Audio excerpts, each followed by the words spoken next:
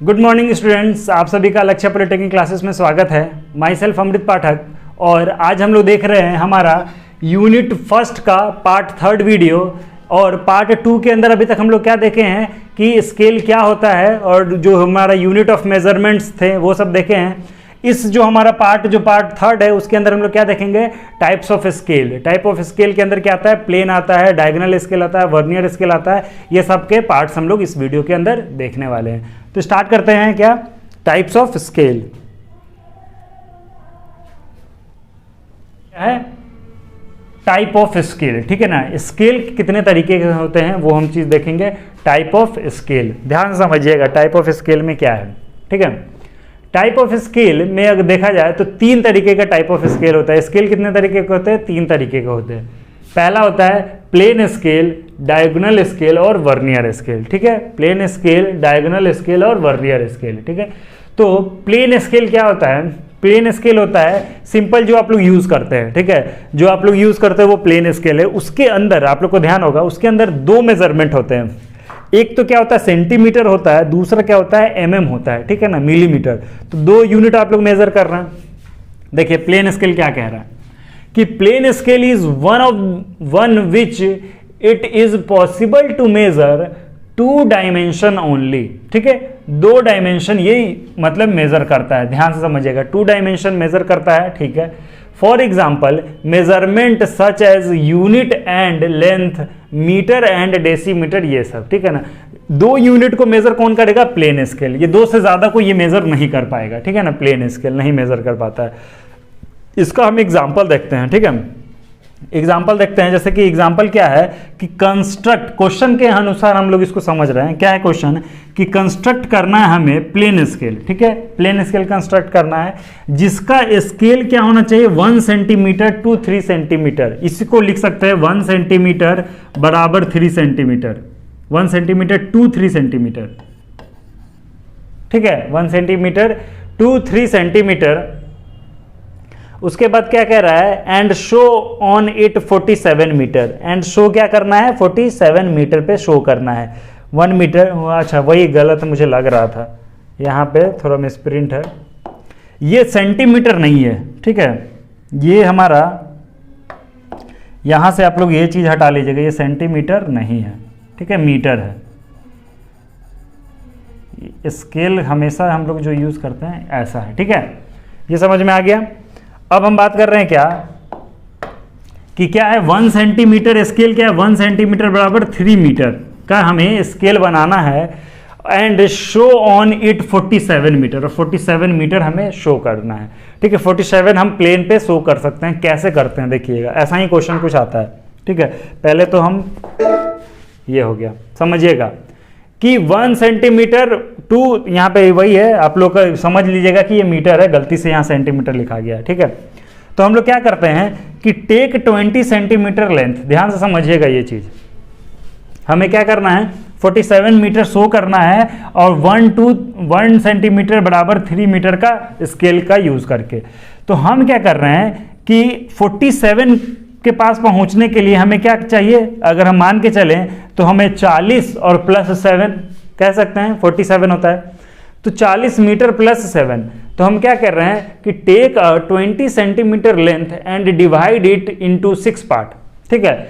20 centimetre हम लोग लिए, तो 20 सेंटीमीटर ले रहे हैं, इसका ये मतलब हो गया कि हम 1 सेंटीमीटर में 3 मीटर है, ठीक है ना। यहाँ पे एक मिसप्रिंट है, यही गलती हो गया है कि 1 सेंटीमीटर जहाँ पे 3 मीटर है, तो अगर 20 सेंटीमीटर की बात करेंगे तो कितना मीटर होगा वो शो करेगा। ध्यान समझिएगा कि हमें एक स्केल बनाना है, ठीक है। हमें एक स्केल बनाना है जिसका हमारा क्या है, ये हटाइए,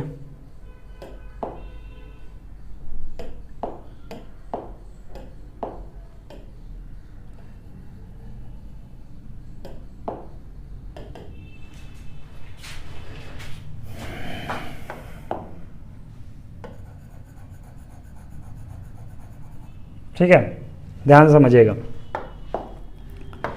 कि 1 सेंटीमीटर बराबर 3 सेंटीमीटर, 1 सेंटीमीटर बराबर 3 सेंटीमीटर है।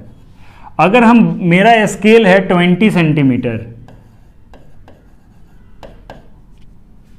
यहाँ भी हम सॉरी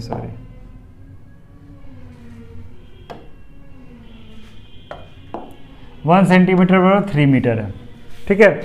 1 सेंटीमीटर बराबर 3 मीटर है। अब हम क्या लिखे हैं, 20 सेंटीमीटर का हम स्केल खींचे हैं। 20 सेंटीमीटर अब आप खींच सकते हैं, तो 20 खींचे तो मतलब आप कितना मीटर खींचे हैं, अगर बात करें तो कितना मीटर खींचे, 20 मीटर, तो 20 × 3 60 मीटर, ठीक है। 60 मीटर हो गया ये अपने आप, ठीक है, क्योंकि ये स्केल है मेरा, तो 60 मीटर हम मान लिए कि ये स्केल है। 20 सेंटीमीटर ही खींचे हैं लेकिन ये 60 मीटर है, क्यों, क्योंकि हमें स्केल ये यूज़ करना है, वो हो गया, ठीक है। अब क्या करना है, and divide it into 6 part, और इसको अगर हम 6 पार्ट में बांटेंगे तो अगर हम इसको डिवाइडेड बाय 6 पार्ट करेंगे तो एक पार्ट कितना हो जाएगा, 10 मीटर का हो जाएगा।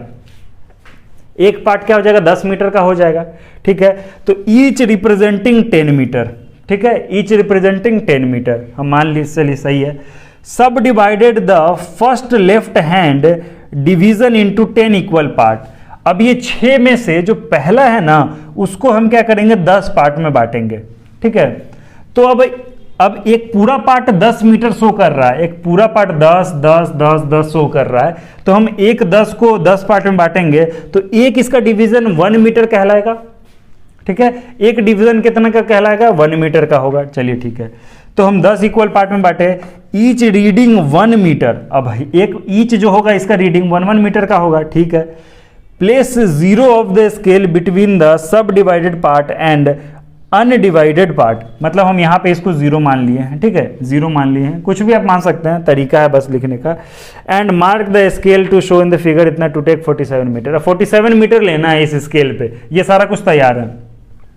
तो हम मान के चलते हैं, यहां से स्टार्ट किया है कि 10 20 30 40, 40 तो यहां तक पहुंच गए। अब 7 काउंट करिए, 1 2 3 4 5 6 7, तो ये हमारा क्या कहलाएगा, 47 मीटर। ये एक तरीका है, समझ में आ गया। फटाफट फिर से देखते हैं कि हमारा स्केल है 1 सेंटीमीटर टू 3 मीटर, यहाँ में स्प्रिंट था, ध्यान से, 1 सेंटीमीटर टू 3 मीटर, तो 3 मीटर है और हमें 47 तक पहुंचना है। तो पहले हम 20 सेंटीमीटर खींच लिए। क्यों खींचे हैं, क्योंकि हम जानबूझ के, क्योंकि 60 मीटर का हो गया हमारा स्केल 60 मीटर हो गया। 47 से आप क्या 20 से क्या लिख सकते थे, आप 30 भी ले सकते थे, लेकिन उतना का जरूरत नहीं है, ठीक है। 20 सेंटीमीटर में हमारा 60 मीटर आ गया और 60 के अंदर ही है 47, तो हम शो कर सकते हैं। तो 60 मीटर आ गया और इन 20 सेंटीमीटर को 6 पार्ट में बांट दिए, ठीक है। तो एक जो हमारा ब्लॉक हो गया वो कितना मीटर का हो गया, 10 मीटर का हो गया एक ब्लॉक, और एक ब्लॉक को फिर 10 पार्ट में बांटे तो 1 मीटर का सब हो गया। तो अब 47 करना है तो ये 10 20 30 40 तक तो यहाँ, और 7 काउंट करके 47, ठीक है। तो ये एक तरह का क्या हो गया, प्लेन स्केल। सिंपल है, स्टडी पर्पस के लिए यूज करना है, ज़्यादा इसको डीप में नहीं जाना है, यही है हमारा, ठीक है। तो क्या लिखा हुआ है, 47 metre place on the leg and divide the 40 and the other 7 as shown in the figure. वही चीज़ है कि 40 प्लस 7 करके हम इसको फाइंड आउट कर लिए। तो ये था क्या हमारा प्लेन स्केल, बहुत सिंपल है, आसान है। नेक्स्ट देखते हैं अब हमें, ठीक है। देखिएगा डायगोनल स्केल क्या होता है, ध्यान से समझिएगा। डायगोनल स्केल क्या है कि प्लेन स्केल से ये एक स्टेप आगे क्या बता रहा है कि ये क्या मेजर करेगा, 3 डायमेंशन मेजर करेगा। वो 2 डायमेंशन मेजर करता था, ये 3 डायमेंशन मेजर करेगा। मतलब on diagonal scale it is possible to measure 3 dimension, ठीक है, सच एज मीटर डेसीमीटर और एंड सेंटीमीटर, जो साथ साथ में है तीनों, ठीक है। मीटर से ऊपर डेसीमीटर, से ऊपर सेंटीमीटर, ठीक है। सब में क्या होता है, टेंथ का ये है डिफरेंस। यूनिट टेंस एंड 100, ठीक है। यार्ड फीट एंड इंचेस, मतलब क्या है बेसिकली ये 3 मेजरमेंट के लिए हम क्या यूज करते हैं, डायगोनल स्केल, ठीक है। तो अब कैसे इसका यूज किया जाता है देखिएगा। पहले ये चीज समझ लीजिए, ये क्या है पहले कि सिंपली अगर एक कोई चीज को PQ को हमें, कोई एक PQ लाइन है, ध्यान से समझिएगा, ठीक है। PQ लाइन है, PQ लाइन को अगर 10 पार्ट में बांटना है तो एक और तरीका है क्या कि एक परपेंडिकुलर लाइन खींचिए अपने मन का, जितना भी आपको मन है, ठीक है ना, 5 सेंटीमीटर 10 सेंटीमीटर का लाइन खींच दिए, इसको आप 10 पार्ट में बांट दीजिए, ठीक है। 10 पार्ट में बांटने के बाद क्या करिए कि फिर इसको डायगोनली मिला करके इसको क्या करिए, पैरेलली मिला दीजिए। उसके बाद क्या करिएगा ना कि इससे अगर आप परपेंडिकुलर लाइन खींच रहे हैं, ठीक है, इससे परपेंडिकुलर लाइन खींचिएगा तो क्या होगा, ये हमारा ये अपने आप 10 पार्ट में बढ़ जाएगा, ठीक है ना। तो ये 10 पार्ट में बढ़ जाएगा। इसी का यूज़ हम लोग इसमें करेंगे, ठीक है, इसका यूज़ हम लोग इसके अंदर कर रहे हैं। क्या है इसका यूज़, देखिएगा, ध्यान समझिएगा इसका यूज़ क्या है। एग्जाम्पल क्या है, हमें क्या क्वेश्चन क्या आता है, क्वेश्चन के अनुसार हम इसको समझेंगे कि क्या है कि construct a diagonal scale 1 centimetre to 3 metre, यही वाला वो हम स्प्रिंट था, यहाँ पे सेम है 1 सेंटीमीटर टू 3 सेंटीमीटर, सही लिखा हुआ है यहाँ पे, ठीक है।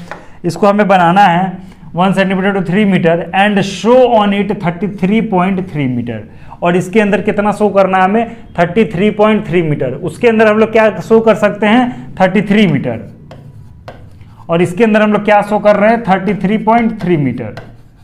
समझ में आ रहा है ना। तो अब हम लोग इसको शो करते हैं, कैसे करते हैं देखिएगा।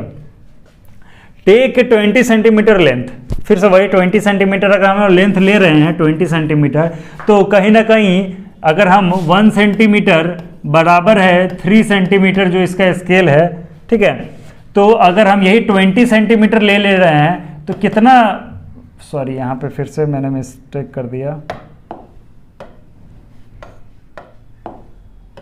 3 मीटर है, ठीक है। तो 20 सेंटीमीटर कितना मीटर के बराबर होगा, आपको कह दे 60 मीटर के। मतलब हम स्केल तो लिखे हैं कितना, 20 ही सेंटीमीटर, लेकिन ये ग्राउंड पे कितना है, 60 मीटर का है, ठीक है ना। 60 मीटर का हमने मान के चलिए 60 मीटर हो गया, ठीक है। क्यों, क्योंकि ये स्केल ही है, ऐसा ही है। तो 20 सेंटीमीटर हमने किया और 6 इक्वल पार्ट में इसको बांट दिया, 1 2 3 4 5 6, ठीक है। तो टोटल ब्लॉक कितना हो गया, 1 2 3 4 5 6, ठीक है, ये 6 हो गया टोटल। अब देखिएगा ये 6 है। अब हम बात करते हैं क्या कि उसके बाद क्या कर रहे हैं हम लोग कि ईच पार्ट रिप्रेजेंटिंग 10 मीटर, ठीक है ना। अब अगर 6 पार्ट में बांटे हैं 60 मीटर को, तो अगर इसको 6 पार्ट में बांटे हैं तो एक पार्ट कितना हो गया, 10 मीटर का हो गया, ठीक है, 10 मीटर हो गया। चलिए अच्छी बात है। अब वैसे ही क्या करेंगे कि एक पार्ट को, जो फर्स्ट लेफ्ट हैंड पार्ट है, इंटू 10 डिवीजन, इसको हमने, जो पहला पार्ट है इसको हमने क्या किया, 10 पार्ट में बांटा, ठीक है, अपने मन से 10 पार्ट में बांट दिया, ठीक है। ईच रिप्रेजेंटिंग 1 मीटर, और हर एक रिप्रेजेंट क्या करेगा, 1 मीटर रिप्रेजेंट करेगा। बहुत आसान है, बस आप लोग को पेशेंस बना के सुनिए। हमने क्या किया कि एक पार्ट हमारा 10 मीटर का है और एक पार्ट को फिर 10 पार्ट में बांटे हैं, तो ये हमारा कितना होगा, सब 1 1 1 का हो गया, ठीक है, 1 मीटर का हो गया each. At the left of the first sub division erect a perpendicular of any suitable length, आप एक लाइन, कोई भी सुटेबल लेंथ का लाइन खींचिए, ठीक है, अपने मन से एक लाइन खींचिए, लेकिन उसको इक्वल 10 पार्ट में बांटना है, ठीक है। तो इक्वल 10 पार्ट में इसको बांट दीजिए। क्या करना है, परपेंडिकुलर एनी सुटेबल लेंथ से 5 सेंटीमीटर, मान लीजिए कि 5 सेंटीमीटर का लाइन खींच दिए, ठीक है, and divide it into 10 equal part and draw through these part line parallel to the scale, और इस 10 पार्ट को पैरेलली मिला दीजिए, ठीक है ना। जैसे कि इसको क्या किए, पैरेलली हम लोग मिला दिए, ठीक है, ये बिल्कुल स्ट्रेट है, पैरेलली मिला दिए 10 पार्ट को, ठीक है, सारे को पैरेलली यहां से वहां तक मिला दिए part, and draw through these part line parallel to the scale, subdivided the top parallel line into 10 division. अब ऊपर वाले को भी 10 डिवीजन में बांट दीजिए, 7 8 9 10, देखिए ये था ना, 1 2 3 4 5 6 7 8 9 10, ठीक है, 10 पार्ट में ऊपर वाले को भी बांट दिए, और नीचे वाले को तो हमने पहले ही बांट चुका है, बांट दिए हम लोग 10 पार्ट में, ठीक है। अब क्या कह रहा है कि the top parallel line 10 division, इसको बांट दिए हम लोग, ईच रिप्रेजेंटिंग 1 मीटर, ऊपर वाला भी 1 मीटर ही शो करेगा, ठीक है। And join these diagonally to the corresponding sub division on the first parallel line as shown in the figure, ठीक है। अब हम क्या करेंगे ना, अब हम लोग क्या किए कि इसका पहला वाला, कि इसके इनिशियल वाले को हम लोग क्या किए, मिला दिए, डायगोनली सबको मिला दिए, ठीक है, सबको मिला दिए। अब क्यों मिलाए हैं, ध्यान से समझिएगा, क्यों मिला रहे हैं, क्या इससे फायदा है कि अभी हमें क्या निकालना है, 33.3 निकालना है, ठीक है। तो क्या करना होगा, ये तो हो गया हमारा 10 20 30, यहां तक तो 30 हो गया, और 33 है तो प्लस 3 करेंगे तो 1 2 3, यहां तक तो हम लोग आ गए, ठीक है, यहां तक हम लोग आ गए। अब हमें क्या करना है कि इसका, ये है 3 और ये है 4, है ना, ये जैसे कि 33 और 34 के बीच में है हमारा 33.3। ध्यान समझिएगा, 33 और 34 के बीच में है 33.3, तो मेरा 33 ये है और 34 ये है, ठीक है ना। 33 ये है, 33 ये है, 34 ये है। अब ये जो एक डिवीजन है, इस एक डिवीजन के बीच में है 33.3, तो हम जो ये वाला मेथड यूज किए थे कि एक डिवीजन, जैसे कि PQ हमारा, PQ एक डिवीजन है, जो PQ एक डिवीजन है, इसको भी अगर 10 पार्ट में बांटना है तो सबको मिला दीजिए, समझ रहे हैं ना, सबको मिला दीजिए, तो PQ बट गया 10 डिवीजन में, PQ भी 10 डिवीजन में बट गया। तो वैसे ही एक डिवीजन को बांटने के लिए हम लोग ये काम किए थे। अब इसका क्या होगा, तीसरा भाग यहां से अब काउंट कीजिए, 1 2 3, 33.3 जाना है, 3 हो गया, ये 4 5 6 7 8 9 10। देखिए ये क्या है, डायगोनल है, ये स्ट्रेट नहीं है बिल्कुल, ये डायगोनल है, डायगोनल, ठीक है ना। तो ये एक पार्ट को ना ये 10 पार्ट में बांटा है, समझ रहे हैं ना। जैसे PQ है हमारा, जैसे कि PQ है ना हमारा, जैसे कि PQ है हमारा, PQ को 10 पार्ट में क्या किए थे, एक डायगोनल लाइन खींचे और ये सारा कुछ मिलाएंगे तो PQ बढ़ जाएगा। वैसे ही इसको ध्यान से समझिएगा कि ये क्या है ना, कि हमारा 30 तक तो यहाँ कोई दिक्कत नहीं है, 30 के बाद 31 है, ये 32 है, ये 33 है, तो 33 और 34 के बीच में हमारा 33.3 है। तो ये जो एक डिवीजन है ना, इसको बांटने के लिए हम लोग क्या किए हैं, एक डायगोनल लाइन खींचे हैं, ये डायगोनल है, देख रहे हैं, ये डायगोनल है, सब सारा कुछ डायगोनल है। तो डायगोनल खींचे तो इससे फायदा क्या है कि ये एक पार्ट को 10 पार्ट में बांटा गया है, समझ रहे हैं ना। 33.3 की बात करेगा तो 10 20 30, फिर 1 2 3, 33 हो गया। अब 0.3 के लिए आप लोग ऊपर जाइएगा, 1 2 3, तो हम लोग 33.3 पे आ गए, ठीक है। तो ये है हमारा डायगोनल स्केल, इसके अंदर इतना ही था, आप लोग इसको अच्छे से लिख लीजिए, स्क्रीनशॉट ले लीजिए, ठीक है। ये हो गया हमारा डायगोनल स्केल इसके अंदर। अब नेक्स्ट हम लोग देखते हैं वर्नियर स्केल, ठीक है। वर्नियर स्केल देखते हैं, वर्नियर स्केल क्या है। वर्नियर स्केल बहुत ही आसान है, खाली इसको ये समझना है कि इसको कैसे यूज करते हैं, ध्यान से। अच्छा, वर्नियर स्केल 2 स्केलों से बना हुआ रहता है, एक तो मेन स्केल कहते हैं और एक तो है वर्नियर स्केल। इन दोनों से मिल करके क्या बना होता है, वर्नियर स्केल, ठीक है ना। तो ये कॉम्बो होता है 2 स्केल का, ठीक है। इसका क्या है, ये फ्रैक्शनल हमें क्या देता है, हमें सॉल्यूशन देता है। क्या है, it is a device for measuring accurately the fractional part of the smallest division on a graduated scale. जो भी स्केल है उसका एकदम होता है ना स्मॉलेस्ट पार्ट, ये हमें क्या करता है, ये कैलकुलेट करके देता है। तो कैसे इसका यूज करते हैं, ध्यान समझिएगा। पहले देखते हैं टाइप्स ऑफ वर्नियर स्केल, ठीक है। टाइप्स ऑफ वर्नियर स्केल कितने तरीके के होते हैं टोटल, अगर 3 तरीके के होते हैं। डायरेक्ट वर्नियर होता है, फिर से हम लोग नेक्स्ट क्या है हमारा, नेक्स्ट है हमारा रेट्रोग्रेड है और एक्सटेंडेड वर्नियर, 3 तरीके का पढ़ना है, ठीक है। तो डायरेक्ट वर्नियर पहले पढ़ते हैं, क्या है कि डायरेक्ट वर्नियर क्या है, ध्यान समझिएगा कि इसमें क्या है, डायरेक्ट में n division of the vernier scale are equal to the length to n-1 division of the main scale, ठीक है। ये है हमारा मेन स्केल और ये है क्या हमारा वर्नियर स्केल, ठीक है। तो डायरेक्ट वर्नियर के केस की बात करेगा, याद रखिएगा, अगर ये डिवीजन, इसका डिवीजन अगर n है तो मेन स्केल का क्या होगा, मेन स्केल का क्या होगा, n-1 होगा, डिवीजन ऑफ मेन स्केल, ये होगा n-1, ये है n-1। अगर ये n है तो क्या मतलब हुआ, देखिएगा, ये 0 से 1 तक है, 0 से 1 तक के बीच में कितना हो गया, 0 से 1 के बीच में 10 डिवीजन है इसका, 1 2 3 4 5 6 7 8 9 10, ठीक है। अब मेन स्केल का देखिएगा, 0 से 1 2 3 4 5 6 7 8 9, ठीक है ना, 9 पे खत्म हो गया और ये है 10, तो मतलब इसका 9 डिवीजन इसके 10 डिवीजन के बराबर है, ठीक है। और इसमें हम लोग क्या मैच कराते हैं, हम लोग मैच कराते हैं कि दोनों लाइन, कौन सा लाइन है जो जाके मैच कर गया, तो हमारा क्या होता है कि दोनों लाइन कौन सा मैच कर गया, अगर हम लोग देखेंगे तो लास्ट वाला, समझ रहे हैं ना, ये लास्ट वाला मैच कर रहा है, तो उसी से हम लोग रीडिंग फाइंड आउट करते हैं, ठीक है। वो आपको नहीं मतलब है अभी आपको ये मतलब है कि क्या होता है ये डायरेक्ट वर्नियर। डायरेक्ट वर्नियर क्या हो गया, डायरेक्ट वर्नियर के अंदर कि जो भी हमारा वर्नियर स्केल का होगा, वर्नियर स्केल का जो भी हमारा डिवीजन होगा उससे एक डिवीजन कम होगा किसका, मेन स्केल का, ठीक है, मेन स्केल का एक डिवीजन कम होगा। अब बात करते हैं क्या कैलकुलेशन का। तो n-1 हो गया किसका, अगर इक्वल करना है अब दोनों को, ठीक है, इन दोनों को बराबर करना है तो वर्नियर का n-1 और मेन का n दोनों को बराबर करना होगा। एक सेकेंड, सॉरी दस n division of vernier is equal to n- of main scale, यही बात हो रखा है, ठीक है, दोनों बराबर के लिए। तो हम इसको लिख सकते हैं कैपिटल N इंटू वर्नियर बराबर n-1 इंटू एस को क्या कहते हैं, मेन स्केल का मिनिमम सबसे कम डिवीजन। देखिए किसको क्या कहते हैं, ये जो मेन स्केल का एक डिवीजन है ना, एक डिवीजन उसको एस कहते हैं, और वर्नियर का एक डिवीजन को क्या कहते हैं, हम लोग वी कहते हैं, ठीक है, उसको क्या कहेंगे, वी कहेंगे। तो total number of division in V बराबर n-1 डिवीजन ऑफ एस, ठीक है, दोनों बराबर हो जाएगा।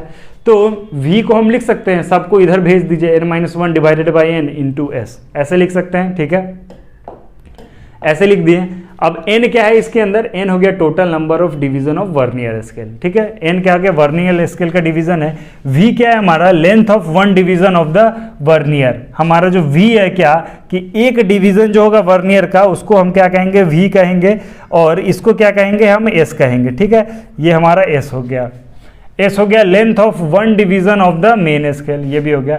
द लीस्ट काउंट, ये वाला वर्ड आप लोग को याद रखना है, लीस्ट काउंट हमें फाइंड आउट करना होता है इन स्केल का। तो लीस्ट काउंट क्या होता है, मिनिमम काउंट, सबसे मिनिमम डिवीजन इसके अंदर क्या है, मिनिमम काउंट ये कितना करेगा ये स्केल, तो वो हमें फाइंड आउट करना है। लीस्ट काउंट क्या होगा, लीस्ट काउंट होता है क्या, मेन स्केल का सबसे स्मॉलेस्ट डिवीजन, मेन स्केल का स्मॉलेस्ट डिवीजन एस है, ये एक क्या होता है, ये एस है, एस माइनस क्या होता है कि स्मॉलेस्ट डिवीजन किसका, वर्नियर का। तो वर्नियर का एक स्मॉलेस्ट क्या है, वी, तो एस माइनस वी करना है, तो एस को एस रहने दीजिए और वी को यहाँ से उठा करके यहाँ रख दीजिए। तो इसको सॉल्व करिएगा तो लीस्ट काउंट आ जाएगा क्या, एस डिवाइडेड बाई एन, ठीक है। एस तो क्या हो गया, minimum division of main scale, और डिवाइडेड बाई टोटल डिवीजन जितना भी है एन है, तो वो एन हो जाएगा, ठीक है। ये क्या हो गया हमारा वर्नियर स्केल का डायरेक्ट वर्नियर हो गया। इस पर हम लोग न्यूमेरिकल करते हैं अभी हम लोग, इसके बाद नेक्स्ट हम लोग देख रहे हैं क्या, रेट्रोग्रेड वर्नियर। रेट्रोग्रेड वर्नियर में सेम चीज है, दो डिवीजन, इसको दो स्केल से मिला होता है। इसमें बस एक चेंजेस है कि n division of vernier scale equal to n+1 division of main scale, ठीक है। उसमें क्या था, n-1 था, इसमें एक ज्यादा होगा, तो एक ज्यादा होने के लिए n into V, n+1 into S, वही चीज हो गया। और इसको भी कैलकुलेट करिएगा ना, s-v के जगह ये पुट करने के बाद लीस्ट काउंट सेम आता है, s divided by n, least count में कोई चेंजेस नहीं है। अब आ जाइए एक्सटेंडेड वर्नियर में। एक्सटेंडेड वर्नियर में सिर्फ वही चेंज हो गया, n division of vernier scale are equal to the 2n-1 division of the main scale, ठीक है। यही आप लोग को याद रखना है, हमेशा ऑब्जेक्टिव क्वेश्चन में यही आता है, ठीक है। क्या हो गया, डायरेक्ट की केस में क्या हो जाएगा, n है और n-1 है, ठीक है। अब बात करें रेट्रोग्रेड के कंडीशन में क्या है, n है और n+1 है, ठीक है। एक्सटेंडेड वर्नियर में क्या है कंडीशन, कि n है और 2n-1 है, ठीक है ना। ये आप लोगों को कंडीशन याद रखना है। तो ये हो गया, इससे भी आप लोग कैलकुलेट करिएगा तो इसका लीस्ट काउंट होता है 2s-v, तो इससे भी कैलकुलेट करिएगा तो लीस्ट काउंट सेम आता है। तो अब आप लोग को टेंशन नहीं है, क्यों, क्योंकि लीस्ट काउंट तो सबका वैल्यू s/n ही है, ठीक है, कोई दिक्कत नहीं है इसके अंदर। तो ये क्या था हमारा, टाइप ऑफ स्केल वगैरह था, ठीक है, इसके अंदर जो भी था यही है। ये हो गया स्केल। इसके बाद वन मोस्ट इंपॉर्टेंट टॉपिक क्या है हमारा, श्रंक स्केल, जो हम आप लोग को बताए थे कि स्केल भी सिकुड़ जाता है, समय के साथ सिकुड़ गया तो उसका कैलकुलेट कैसे करेंगे वो सब कुछ देखते हैं, ठीक है। तो इसके बाद हमारा क्या नेक्स्ट टॉपिक होगा, shrunk scale.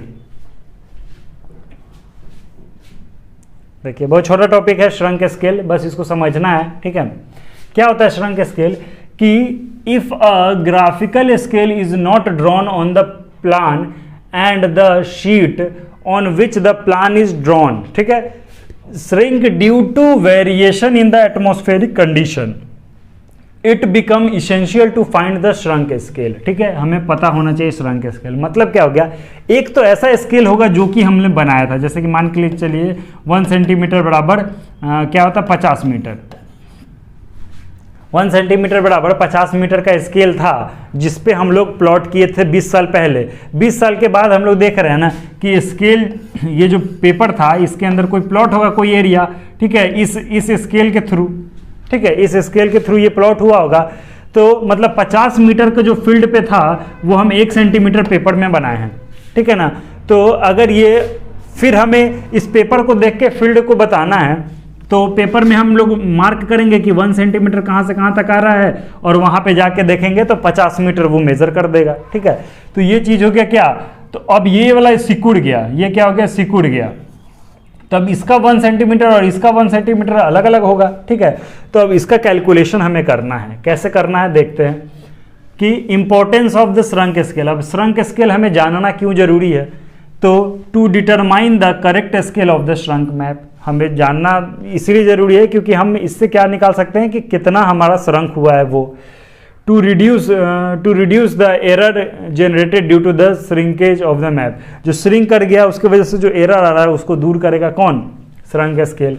To know the true area of the map in the field, अब हमें क्या करना है, ट्रू एरिया भी पता चल जाएगा, किसके द्वारा, ये श्रंक स्केल के द्वारा ट्रू एरिया भी पता चल जाएगा, ठीक है। अब उसका कुछ फॉर्मूला है, 3 फार्मूला है, क्या क्या है, श्रंक स्केल बराबर shrunk factor into original scale, ठीक है। Shrunk factor into original scale, shrunk factor क्या होता है, देखिए स्केल तो आप लोग समझ रहे हैं ना, श्रंक स्केल और ओरिजिनल स्केल, ये क्या हो गया, ओरिजिनल स्केल हो गया जैसे कि ये, ठीक है। अश्रंक होने के बाद कौन सा स्केल हो रहा है, वो हो गया श्रंक स्केल, ठीक है। अश्रंक फैक्टर क्या होता है कि श्रंक लेंथ कितना श्रंक किया है डिवाइडेड बाय ओरिजिनल लेंथ, ठीक है। मान के चलिए कि श्रंक होने से पहले एक लाइन 10 सेंटीमीटर का था, मान के चलिए श्रंक अभी नहीं हुआ है, अभी नया है, तो 10 सेंटीमीटर वो लाइन शो कर रहा है, लेकिन यही पेपर श्रंक होने के बाद सेम लाइन 9 सेंटीमीटर शो कर रहा है, ठीक है ना। श्रंक होने के बाद 9 सेंटीमीटर शो कर रहा है, तो श्रंक फैक्टर क्या हो जाएगा, 9 श्रंक लेंथ 9 डिवाइडेड बाई 10, ठीक है ना, तो 0.9 श्रंक फैक्टर हो जाएगा 0.9। तो ये चीज हो गया श्रंक फैक्टर। और अगर एरिया का कैलकुलेशन होगा तो श्रंक फैक्टर का स्क्वायर बराबर shrunk area divided by original area, ये फार्मूला का बहुत यूज है, ध्यान से समझिएगा। अभी हम लोग जो न्यूमेरिकल करेंगे उसका इसका बहुत यूज है कि श्रंक फैक्टर का स्क्वायर कर दीजिए तो shrunk area divided by original area, ठीक है ना। जब हम लोग स्केल पढ़े थे उसमें भी हम लोग एरिया के केस में स्क्वायर किए थे, वॉल्यूम के केस में क्यूब किए थे, वही होता है, एरिया के केस में स्क्वायर करेंगे, इसी में अगर वॉल्यूम होगा तो क्यूब कर देंगे, ठीक है। तो ये सारा कुछ था इसके अंदर, ये हमारा थर्ड पार्ट यहीं पे कंप्लीट होता है। अब हम लोग क्या देख रहे हैं, हमारा नेक्स्ट पार्ट, उसके अंदर हम लोग क्या देखेंगे, टोटल क्वेश्चन जो इस यूनिट के अंदर जितने भी सारे क्वेश्चंस है उसको हम लोग किस में देखेंगे, हमारा नेक्स्ट पार्ट जो इसी यूनिट 1 का जो फोर्थ पार्ट है उसके अंदर हम लोग सारा क्वेश्चन देखते हैं, ठीक है। Thank you very much.